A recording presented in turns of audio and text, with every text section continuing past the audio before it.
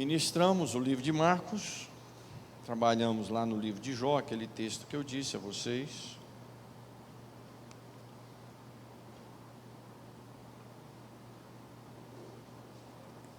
Mas agora vamos voltar. Começamos lá, já devemos estar aí, eu acho que na oitava já foi, acho que décima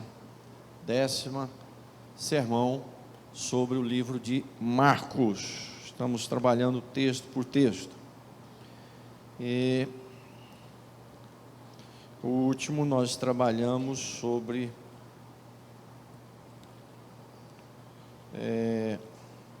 aquela passagem da parábola sobre a candeia, a lamparina, que não deve ser escondida. Agora nós vamos lá no verso de número 35 ao 41. Eu vou estar aqui saltando as duas parábolas, que são pequenas, e essas duas parábolas, a primeira, que é a parábola da semente, onde o reino de Deus é comparado aqui, Jesus, na verdade, vai falar sobre missões, sobre a semente que deve ser lançada, deve ser cuidada para que ela cresça.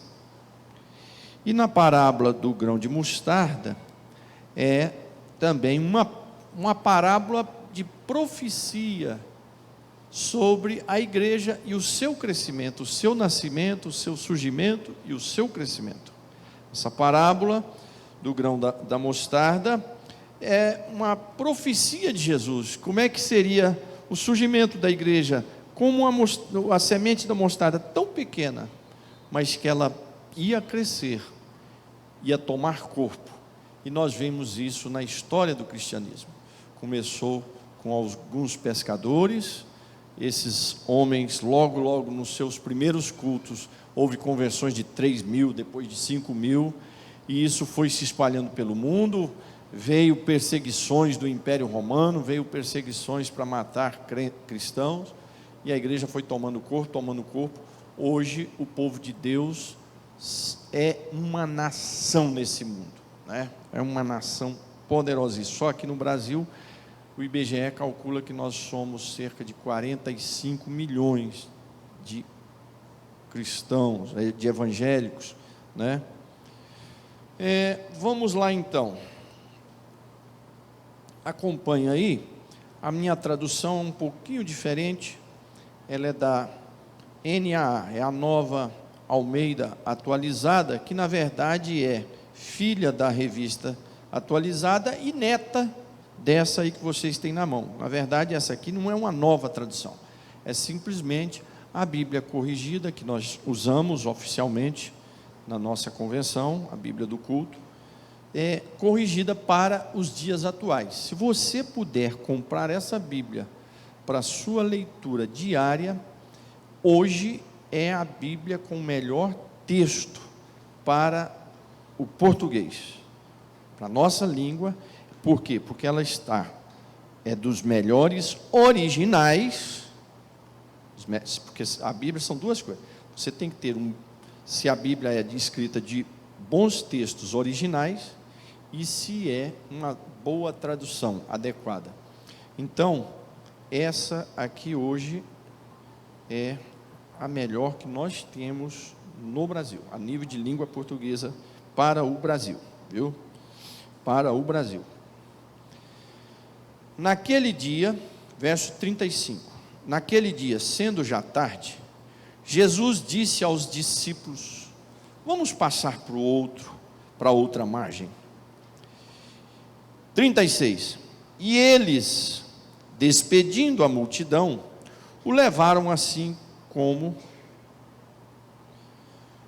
estava no barco, e outros barcos o seguiam. Ora, levantou-se grande temporal de vento, e as ondas se arremessavam contra o barco, de modo que o mesmo já estava se enchendo de água. E Jesus estava na popa, dormindo sobre o travesseiro. Os discípulos o acordaram e lhe disseram: Mestre, o Senhor não se importa que pereçamos? E ele, despertando, repreendeu o vento e disse ao mar: Acalma-te, fica quieto. O vento se aquietou e tudo ficou bem calmo. Então Jesus lhe perguntou: Por que vocês são tão medrosos? Como é que ainda não têm fé? E eles, possuídos de grande temor, diziam uns aos outros: Quem é este que até o vento e o mar lhe obedecem? Amém.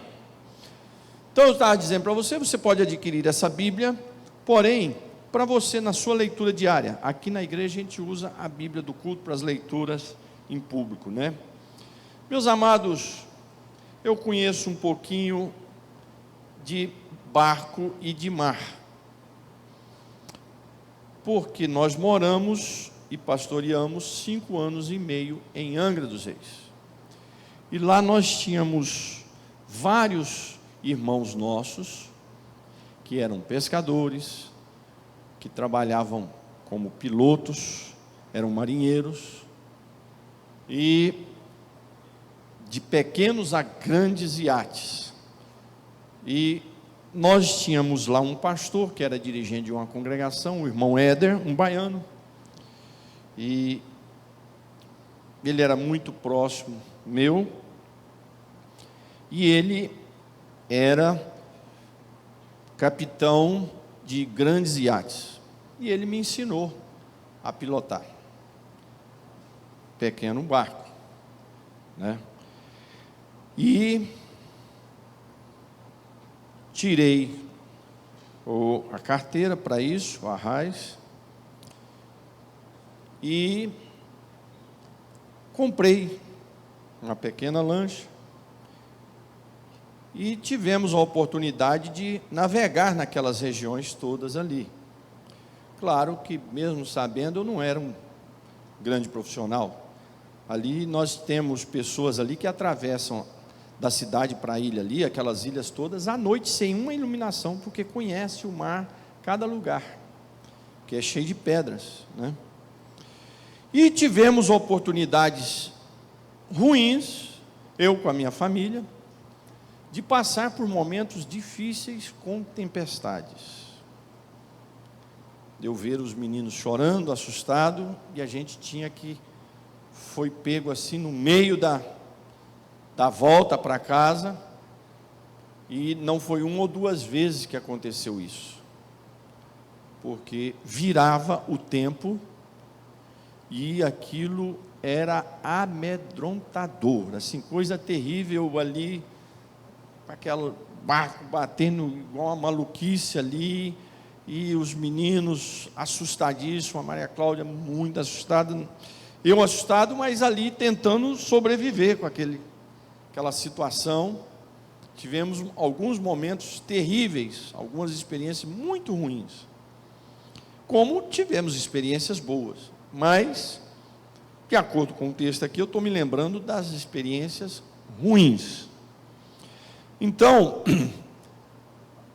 a gente pode sentir mais ou menos o que esses homens sentiram, apesar que a tempestade aqui parecia ser pior, mas passamos por esse tipo de tempestade em que a água entrava no barco e a gente não sabia se ia chegar do outro lado, né? Teve dias que eu estava com eles e eu não sabia se eu ia conseguir chegar em Angra dos Reis.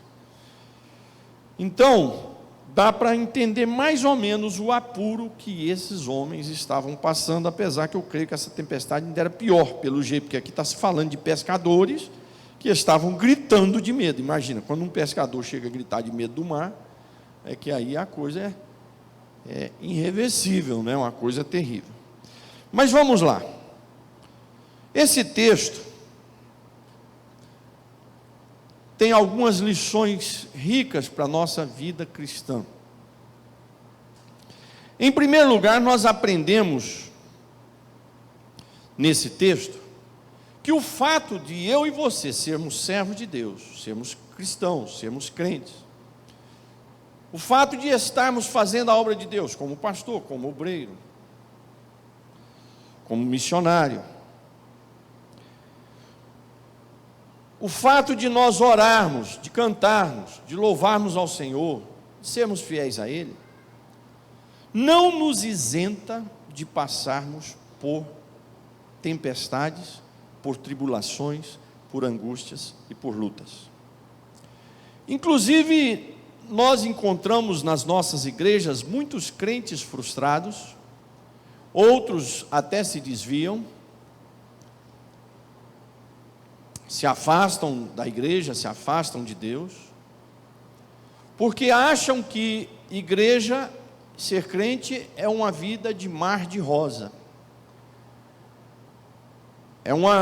Da agora para frente a minha vida não terá mais luta, não terá mais tribulação, não terá mais lágrimas. E isso não é bíblico. Então preste atenção, vou repetir. O fato de eu e você sermos crentes, orarmos, sermos fiéis a Deus, de eu ser um pastor, está fazendo a obra de Deus, de um missionário, está fazendo a obra de Deus, não nos isenta de passarmos por tempestades, por lutas, por provações, por dificuldades. Se eu e você, como cristãos, entendermos isso, nós vamos estar entrando numa vida cristã amadurecida, enraizada. Porque enquanto o crente não entende isso, enquanto o cristão não entende isso, ele é uma árvore sem raiz e está apta a qualquer vendaval, a qualquer luta, a qualquer dificuldade na sua vida, ser arrancado e jogado longe. Então é importante que eu e você, como cristãos, venhamos entender que o fato de servirmos a Jesus não nos livra de passarmos por vendavais, por dias de choro, por lutas dentro de casa, por uma enfermidade, por um problema financeiro. Não há essa garantia na palavra de Deus. Se fosse assim, o que nós diríamos dos nossos cristãos que foram mártires pelo Evangelho? Nós não podemos olhar para esses cristãos como uma coisa romântica.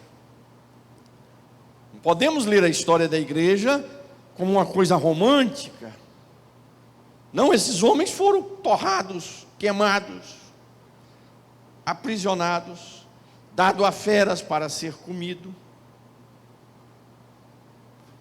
Exatamente porque eram cristãos. Então nós temos que ter essa maturidade, porque quando nós entendemos isso, nós começamos a ser crentes com a raiz firmada. Se nós formos viver uma vida cristã, achando que o fato de sermos cristãos, e que temos palavras mágicas, para diante de qualquer luta ou situação, nós conseguimos superar, a sua decepção vai ser muito grande, e a sua vida cristã não é bíblica, porque desde lá, dos primeiros patriarcas, até os apóstolos, cristãos, tinham vitórias, bênçãos, mas passavam por lutas, passavam por cova de leões, passavam por fornalhas. Uns foram salvos da morte, outros morreram, fazendo a obra de Deus. Jeremias era jogado num calabouço. Jeremias é um profeta que ele não vê o resultado da sua obra. Talvez tenha sido o homem que mais tempo pregou, 40 anos o ministério de Jeremias. Jeremias não viu a igreja crescer. Jeremias não viu o resultado. Quando ele pregava, a multidão não vinha na frente. Não aconteceu como Jonas, que numa pregação, sem querer pregar, ele converteu 120 mil pessoas, vieram aos pés de Deus chorando, se arrependendo, em jejum, em oração. Num dia só. Jeremias pregou 40 anos e não viu resultado nenhum. Pelo contrário, ele viu a cidade que ele anunciava ser destruída. Então, tenhamos isso em mente esse entendimento que isso é bíblico. As lutas, Jesus disse: no mundo tereis bonança, no mundo tereis sempre paz, no mundo tereis vitória atrás de vitória. É isso que Jesus disse? Não. Jesus não nos prometeu isso. Ele disse: no mundo tereis aflição. Nós temos momentos de refrigério no mundo, mas o mundo, a marca que Jesus disse é que no mundo tereis aflição. Sabe por quê? Até para nós não nos apegarmos tanto a isso aqui. Deus, já sabendo que o nosso coração é carnal que eu falo aqui não é nem de pecador, não, porque nós somos feitos do pó da terra, então o nosso coração é daqui. Então, no mundo tereis aflição, né? Claro, o pecado pode nos levar à aflição? Sim. Claro que tem muita gente dentro da igreja sofrendo por causa do pecado. Quantos pastores já perderam a sua igreja, o seu ministério, por causa de pecado? Eu já tive a tristeza, não uma ou duas vezes, de participar de comissão para excluir pastores já no seu final de carreira, por causa de pecado. Estourou a família, estourou tudo. Então, o pecado desgraça, o pecado destrói. Eu tenho experiência pessoal minha, na minha juventude, de muitas vezes entrar em aflição, ser derrotado por causa do pecado. Então, o pecado ele destrói, o pecado ele aflige, o pecado é um dos grandes problemas de tempestades que a gente enfrenta. O pecado ele traz vendaval, ele traz destruição, sim. Esse é um fato inegável. O pecado ele é destruidor, ele é uma tempestade, ele é uma tsunami que destrói igrejas, pastores, cristãos, famílias, países e cidades. Isso é uma verdade. Mas pastor, eu não estou pecando. Pastor, eu já pequei, já conversei com Jesus, já acertei minha vida, mas eu estou passando uma luta. Isso é por causa do pecado? Não. Eu acabei de dizer aqui, definindo as aflições. Existem as aflições por causa dos meus e dos seus pecados. Isso é uma coisa, nós temos que saber. Olha, eu estou passando por essa luta porque eu estou pecando, porque eu me afastei de Deus.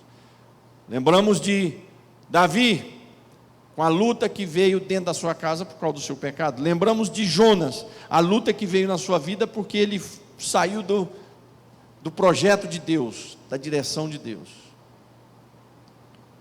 Mas esses discípulos aqui não estavam em pecado. Então, eu estou deixando claro uma coisa: existem aflições por causa do pecado, e nós temos que ter essa consciência. E se o problema daquela aflição que estamos passando hoje é por causa do pecado, que venhamos confessar, consertar com Deus. Mas também, nós não podemos taxar que as aflições que nós passamos, ou que alguém está passando, é por causa de pecado, porque muitas das aflições que passamos, não são por causa do pecado. Muitas das aflições que você passa, não são por causa do pecado.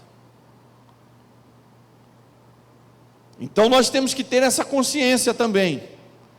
Não é só pelo fato, alguém está passando por uma luta, não, isso aí é porque está em pecado, não presta. Não, não é assim. Nós podemos estar passando por uma grande tempestade, sem estar em pecado. E esse texto aqui é claro. Jesus estava com os discípulos no barco, e não deixou de vir um grande vendaval, uma grande tempestade.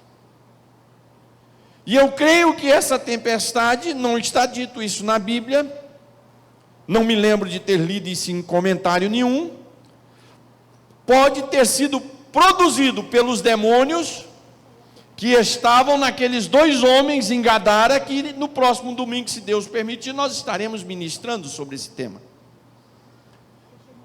que esses demônios, sabendo que Jesus estava vindo para libertar esses dois homens, provocou essa tempestade, esse vendaval, para virar esse barco, para que Jesus e os discípulos não chegassem. Então não tinha nada a ver com o pecado. É importante você entender que, como cristão, porque isso nos dá maturidade cristã, entendemos que passamos por luta. O cristão que não aceita, que passa por luta, que passa por vendaval, que passa por dificuldade, ele não consegue ter comunhão com Deus. Ele não vai conseguir ser um crente de verdade. É preciso, não é nos conformar com as lutas, não, tá bom, deixa isso, é assim mesmo. Não é isso que eu estou dizendo. Mas eu estou dizendo que o cristão, para ele ter uma maturidade cristã, ele tem que entender que ele passa aflições, que ele adoece, que morre, que pode falir, que pode ter problemas no lar. O cristão passa por lutas, porque Jesus disse: no mundo tereis aflição, e as aflições desse mundo estão aí. E um dos motivos, eu acho, que estão essas aflições, primeiro, que o príncipe desse mundo é o diabo. Ele é o príncipe do sistema. Então, é o diabo que está no governo desse mundo, do sistema, da corrupção, da podridão, das prostituições, das drogas, dos tráficos. O diabo que está no controle desse sistema. Então é um mundo de aflição. E quem é que ele quer mais atingir? O povo de Deus. Se você tem a marca do servo de Deus, tem a marca do sangue, é aí que ele declara guerra, porque aí, quando temos a marca do sangue de Jesus, é declarado que você é inimigo dele, que você não pertence a ele. Então, ele, como é um comandante de guerra fortíssimo, ele vai nos atacar. Então é importante você ter esse amadurecimento cristão. Um outro motivo que nós passamos por lutas, tempestades, e é importante o crente entender isso para crescer como cristão, é que Deus nos disciplina através das provações. Poxa, mas eu aceitei Jesus para nunca mais ter luta na vida. Então te ensinaram um Jesus errado, um evangelho errado. O evangelho de Jesus Cristo nos ensina que nós passamos a ter um pai, e a Bíblia diz que ele, como pai, ele corrige os seus filhos, e a Bíblia diz, Paulo repetindo Provérbios, ele diz que Deus corrige, Deus disciplina a quem ele ama. E eu já falei disso aqui muitas vezes, aqui nessa igreja e nesse púlpito. Então nós passamos por vendavais, tempestades, muitas vezes porque Deus está nos disciplinando. Não nos disciplinando no sentido porque Ele nos odeia, ou porque às vezes pecou. Pode ser porque pecou, porque fez besteira, mas muitas vezes não. Jó necessariamente não tinha cometido nenhum pecado, e entrou numa disciplina que a gente não consegue entender. E é importante você também entender, para a sua maturidade cristã crescer, que há temas na Bíblia que não tem resposta, e não entre nela para procurar. E por que não tem resposta? É uma das formas de Deus nos humilhar, e mostrar para nós que somos pequenos, mostrar para nós que somos ignorantes, mostrar para nós que nós dependemos dele. Então Deus nos disciplina. A Bíblia diz que Deus corrige a quem Ele ama, que Deus corrige os seus filhos. A Bíblia diz que se nós não formos corrigidos por Deus, nós seremos bastardos. Eu nem vou explicar aqui o que é bastardo, depois você olha lá no dicionário.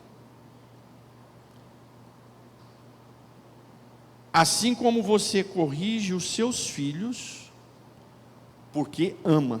Você não corrige filho de vizinho, você ajuda as pessoas o máximo que você pode, mas disciplina, correção, você só dá para os seus filhos. Você não pode fazer isso com o filho de ninguém.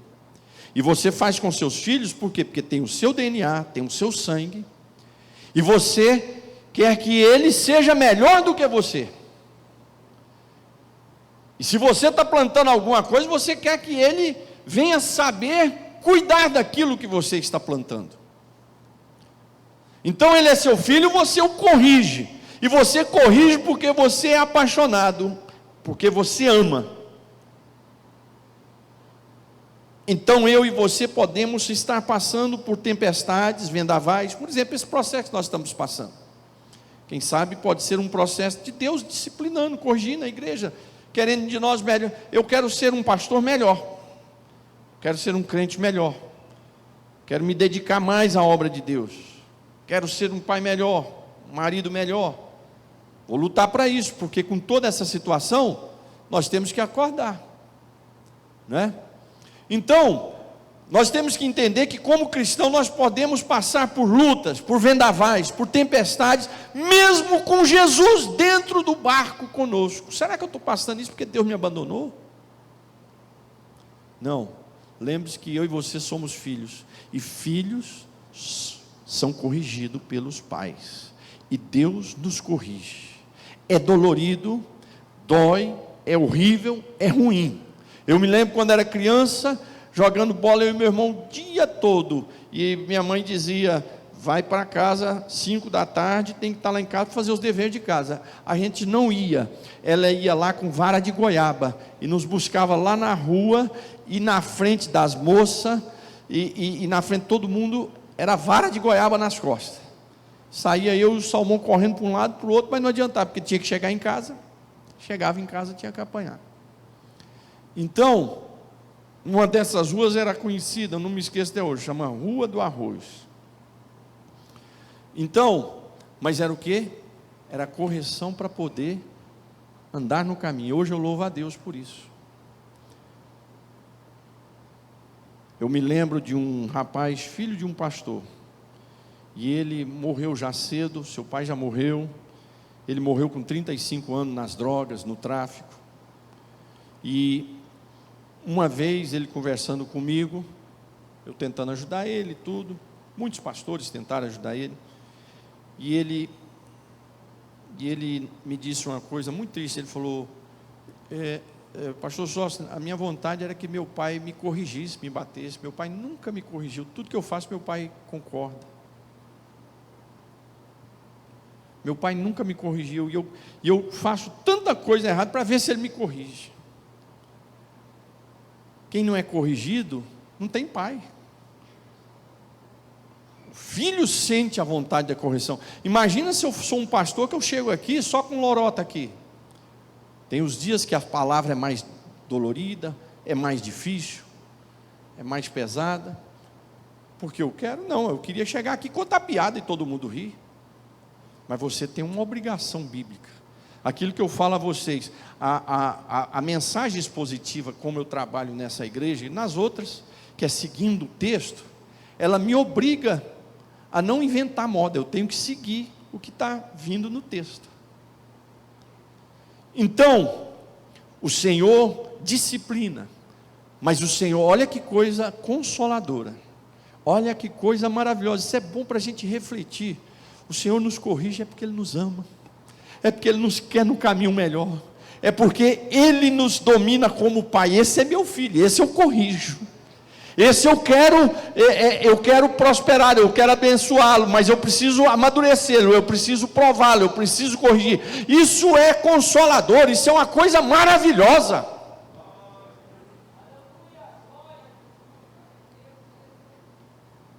Homens e mulheres da Bíblia, lembre-se disso, passaram por aflições. Moisés passou por aflição, Abraão passou por aflição. Imagina quando levaram a mulher de Abraão, olha que aflição. Fora outras tantas aflições, quando ele teve que sacrificar o filho dele. Davi passou por aflições. Homens e mulheres na Bíblia passaram por aflições. Você vai lá nos heróis da fé, você vai ver homens que saíram vitoriosos. Mas você vai ver homens que foram vitoriosos porque também morreram.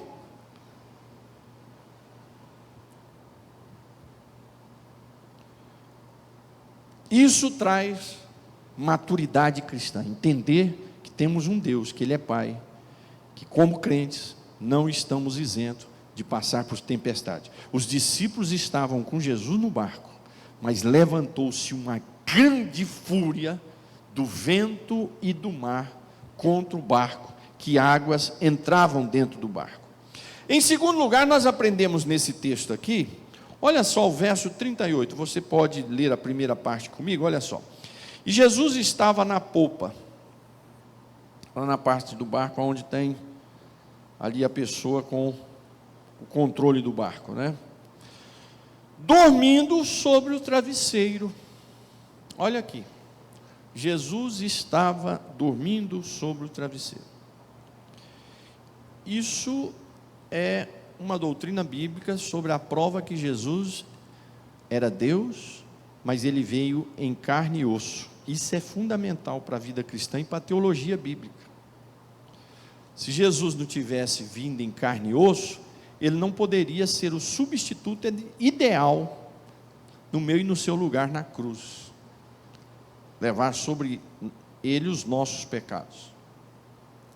Então, olha o amor de Deus. Ah, mas isso aqui para nós é tão simples, a gente já sabe que Jesus era homem. Não, mas logo quando os apóstolos morreram, surgiu uma teoria, que até hoje ela ainda está viva, chamado agnosticismo, em que pregavam. O que é o agnosticismo? Olha só que doideira, é uma mistura da religião judaica, do cristianismo, e de filosofia grega, e das religiões orientais. Pegaram isso tudo, jogaram no liquidificador, bateram e criaram uma doutrina.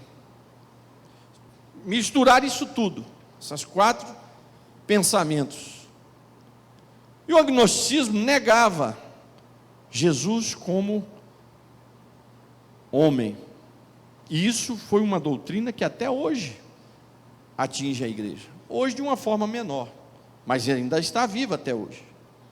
Então, negavam Jesus em carne e osso. Essa doutrina é fundamental para entendermos o porquê que Deus nos entende de forma profunda, porque Jesus sofreu o que eu e você já passamos. Jesus sabe o que é a sua dor, irmã Simone, sabe o que é a minha dor, sabe o que é a sua dor, porque ele viveu aqui em carne e osso. Ele não era um espírito e nem um fantasma.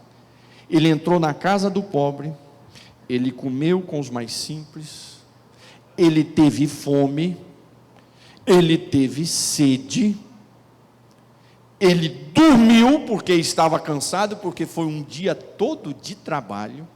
A Bíblia diz que já era tardezinha, ele estava extremamente cansado de trabalhar durante o dia.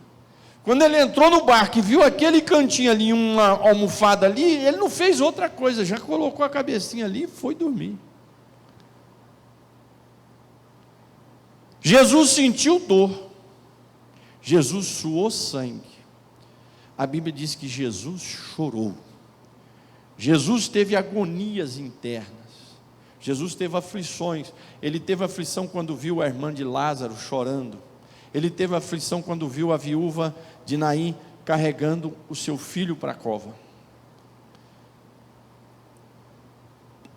O fato de Jesus estar dormindo aqui nos ensina a sua humanidade, e a doutrina da humanidade ensina que Jesus entende a minha e a sua desgraça, entende os meus e os seus pecados, entende as minhas e as suas fraquezas, entende as minhas e as suas misérias, entende os meus choros, o seu choro, a sua lágrima, a sua tristeza, a sua angústia, as suas dificuldades.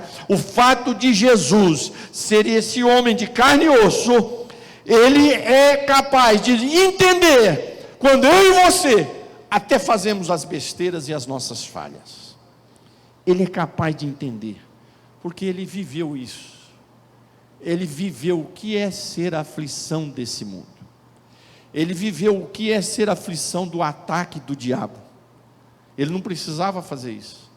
Ele, como Deus, mas ele aceitou ser carne e osso para enfrentar o diabo, ser atacado pelo diabo. Então ele sabe quando você e eu estamos sendo afligidos pelo diabo.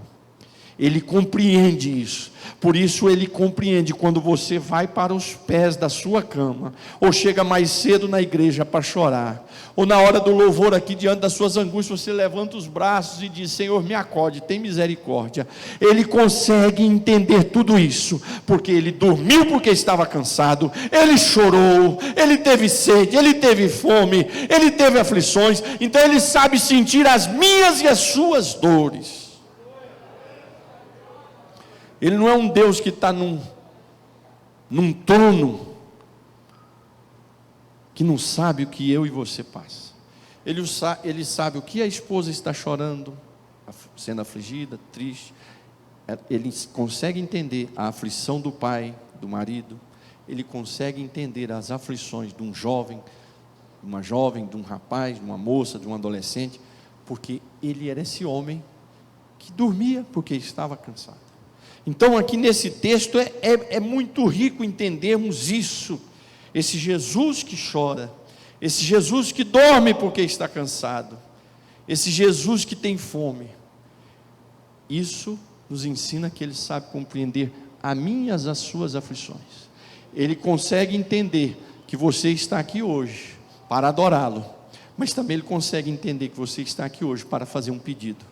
Ele consegue entender que você veio aqui para cantar, mas ele consegue entender que você veio aqui chorar as suas lágrimas, derramar as suas tristezas, as suas aflições aos pés dele, e ele consegue entender isso. Por quê? Porque ele viveu isso. Ele sabe o que é as aflições desse mundo. Ele sabe o que é essas aflições. E por último, aqui mostra Jesus como homem dormindo, mas aqui mostra Jesus como Deus poderoso. Olha o que diz o texto.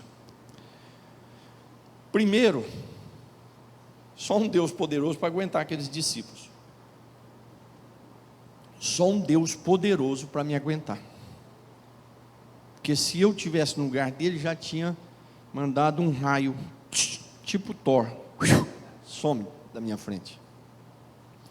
Mas esse Deus, ele é poderoso porque ele é capaz, em primeiro lugar, antes dele acalmar a tempestade, ele é capaz de nos suportar, só sendo um Deus poderoso para nos suportar. E isso é maravilhoso. Isso é maravilhoso. Os discípulos chamam Jesus e dão uma bronca nele. Final do verso 38, que nós estávamos lendo, que fala dele dormindo, aí vem a segunda parte, diz assim: os discípulos acordaram ele e disseram: mestre, o senhor não está vendo que nós estamos morrendo, não? Deram uma bronca em Jesus, aquele que teve o poder para criar o mar, o vento. O que é vento e mar para ele? Ele que criou. Mas os discípulos foram lá dar uma bronca nele. Ele podia ter chamado ele e falado: irmãos, faz o seguinte, com vocês eu não trabalho mais. Com vocês estão fora da minha lista.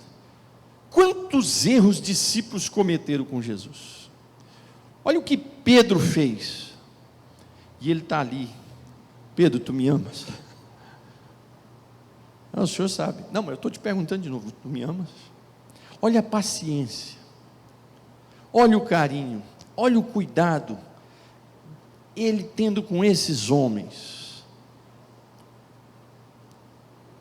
Isso mostra que só um Deus poderoso pode trabalhar comigo e com você. Ele sabe dos defeitos do meu caráter, do seu. Ele sabe das suas falhas, da sua limitação, da minha limitação. Ele sabe de tudo isso. Ele sabe até das nossas reclamações, dos nossos pecados. Mas ele é paciente. Ele continua insistindo com você. Ele continua insistindo comigo.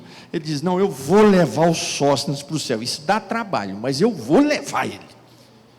Eu vou levar o João, o Pedro. Dá trabalho, mas eu vou levar. É meu, eu sou Deus poderoso também. É isso mesmo, obrigado Jesus, aleluia. Então aqui o poder de Deus, antes de nós analisarmos esse poder de fazer o vento e o mar cessar, é analisar a paciência dele com esses discípulos. Como líder, ele podia ter ficado bravo. Vocês não me respeitam, não sabem que eu sou Deus, estou aqui dormindo, descansando. Nada. Paciente. Isso é maravilhoso. O Senhor Jesus, Ele tem paciência comigo, tem paciência com você, tem paciência hoje, tem paciência amanhã, e não é à toa que está escrito na palavra de Deus: as misericórdias do Senhor são as causas de não sermos consumidos, porque elas se renovam a cada dia, e as misericórdias do Senhor se estendem de geração em geração. Isso fala da paciência que Ele tem comigo e com você. Por isso Ele é esse Deus poderoso. É um Deus poderoso. Essa é a primeira atitude dele como Deus poderoso. Primeiro nós vimos aqui o Jesus como homem, dormindo, cansado. Agora estamos vendo a atitude de Deus poderoso. Segundo lugar, ele despertando, repreendeu o vento e disse ao mar: acalma-te, acalme-se, fique quieto. Claro que a natureza ia obedecê-lo, porque ele que criou esses elementos, ele que criou o vento, ele criou o mar. Ele levantou a sua mão e disse: acalma-te, acalme-se e fique quieto.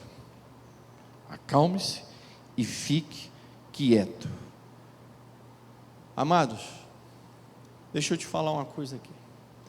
O Senhor nosso Deus, Ele é Deus poderoso. Jesus era aquele homem que eu disse aqui para vocês, mas também era Deus, porque Ele é capaz de acalmar a tempestade. Ele é capaz de acalmar a tempestade que está no seu lar. Ele é capaz de acalmar a tempestade que está na sua saúde. Ele é capaz de acalmar a tempestade que está nas suas finanças. Ele é capaz de transformar os problemas que estão como uma tempestade na minha e na sua vida, e Ele virar isso em uma calmaria, Ele colocar isso tudo de forma calma. Você está vendo a morte, de repente Ele entra com um milagre e vira uma calmaria.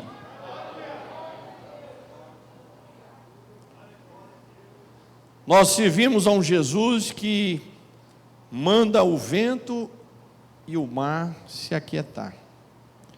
Esse Jesus, não há problemas que Ele não possa sanar. Não há tempestade que Ele não possa acalmar. Não há angústia que Ele não possa curar. Não há pecado que Ele não possa perdoar. Não há desgraça que Ele não possa reverter em graça, em vitória. Não há casa destruída que Ele não possa restaurar. Não há lar destruído que Ele não possa erguer novamente. Não há dinheiro que acabou que Ele não possa restituir. Não há tristeza tamanha que Ele não possa voltar a te dar alegria. É Ele que levanta a sua mão, no seu poder tremendo, e diz: acalme-se, vento, fique quieto, mar. E eu quero te pedir pela fé, feche os seus olhos e levante só a sua mão direita. Feche os seus olhos, num ato de muita comunhão aí com Jesus, num ato de ligação com Jesus, num ato de relação com Ele aí agora, como filho que Ele disciplina, que Ele corrige. Mas estamos diante de um Deus que transforma tempestade em calmaria, problemas em bênção, choro em sorriso, tristeza em alegria, falência em riqueza, destruição em restauração, com a sua mão levantada. em nome de Jesus. Eu digo, como servo de Deus, como pastor dessa igreja, eu digo a você e a sua casa, a essa tempestade que assola a sua casa, a sua vida, em nome de Jesus Cristo, eu digo a essa tempestade: acalme-se, fique quieto, em nome de Jesus Cristo. Aleluia, aleluia. Por que vocês estão medrosos? Não fique com medo, o mar vai se acalmar. Por que vocês ainda estão sem fé? O mar vai se acalmar, a tempestade vai passar. Aleluia. E eles, assustados, disseram: quem é este que até o vento e o mar lhe obedecem? Eu e você temos um Deus que os demônios obedecem, que as tempestades obedecem, que não há nada que possa resistir ao poder da sua voz. Acalma o teu coração, porque o Senhor está contigo nessa tempestade. E esse mar e esse vendaval, o Senhor vai acalmá-lo. Creia somente, creia somente.